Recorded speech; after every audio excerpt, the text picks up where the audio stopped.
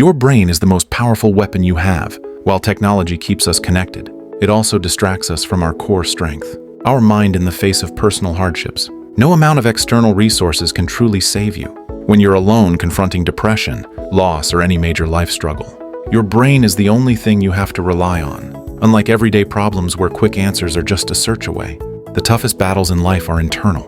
There are 24 hours in a day, and even if you have support from friends or therapists, there are moments when you're left to wrestle with your thoughts alone. It's during these solitary hours that the brain either becomes your fiercest enemy or your greatest ally, depending on how well you've learned to control it. The mind is a complex machine that will try to pull you into 1,000 different directions. Without discipline, your thoughts can take you to dark places, filling your head with fear, doubt, and pain if you can't command your own mind. It will control you, leading you down paths that sabotage your progress. You must tell your brain what you want to achieve, where you want to go, and how to get there. This self-command is critical because without it, you're surrendering control of your life to your fears.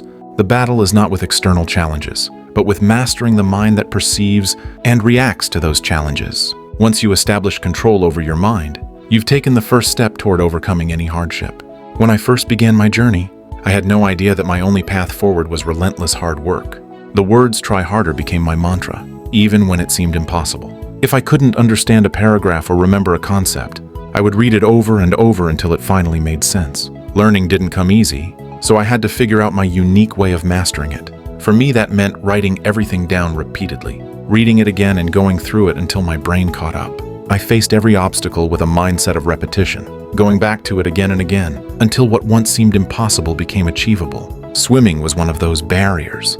I struggled, yet every time I failed, I got back into the water. With each attempt, I was slowly proving to my mind that I wouldn't back down. Eventually, my brain accepted this relentless effort as the new normal. Failure wasn't an option. Giving up wasn't even a thought.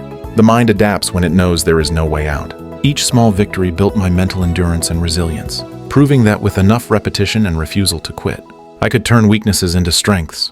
My mind began to understand if I kept coming back, I would find a way through. Many people think they understand hard work, but the mind recognizes when effort is superficial. It knows when there is no genuine commitment behind the struggle. During my Navy SEAL training, people couldn't believe I endured 18 months of grueling repetition. Most SEAL training programs last 6 months, but I went through 3 hell weeks in a single year. I learned to accept suffering as my new normal. It was like moving into a rough neighborhood and telling yourself, "This is home now." My mind settled into that reality, and I became comfortable with the idea that hardship was part of my journey.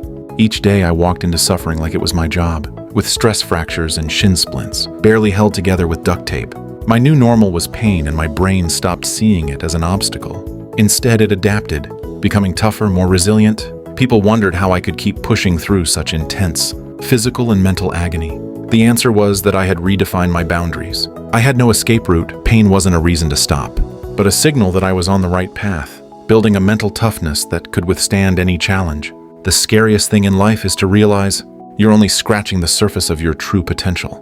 For a long time, I thought I was trying hard, but looking back, I was nowhere near my limits. At 97 pounds, I was working a low-paying job thinking I was doing my best. It wasn't until I pushed myself in Navy SEAL training that I understood what true effort and potential felt like. Real trying isn't about doing the bare minimum.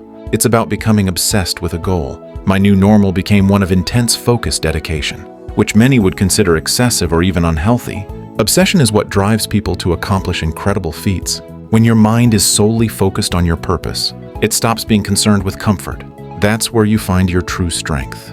In the moments when everyone else has given up because it's too hard or too painful. It's not easy and it's not always fun. But when you embrace this level of commitment, you start to uncover the depths of your capabilities. True effort is not a temporary push. It's a complete transformation of your mindset and lifestyle. To match your goals even when it means sacrificing ease and pleasure. When you reach a level of mental toughness, where even broken feet or sleepless nights don't stop you, you start to access something powerful within the human brain. The fight or flight response, our sympathetic nervous system designed to protect us from harm, can also become a source of incredible strength when we choose to fight instead of flee. During SEAL training, I often found myself alone, duct taping my feet and pushing through unimaginable pain. All others around me had already quit. In those moments, I wasn't just battling physical obstacles, but harnessing a deeper mental force. This raw energy, drawn from the body's primal response to fear, fuels you in ways you can't imagine until you're truly tested. Most people stop when they feel pain, but when you push through that, seeing it as fuel rather than a barrier, you unlock a new level of power. You're able to achieve things that seem impossible, and your mind adjusts to see suffering as a state that can be overcome. By choosing to fight rather than succumb to comfort, you enter a realm where the limitations of the body are overruled by the strength of the mind. At the core of true growth is a deep understanding that peace doesn't come from avoiding hardship, but from pushing through it. Many seek peace without undergoing real challenges, but true peace lies on the other side of trials and pain. As I went through my journey, I didn't find comfort in easy times. Instead, I found it in knowing I had conquered my fears, pushed beyond my limits, and seen myself through the worst. Peace isn't the absence of struggle. It's the reward for having endured it.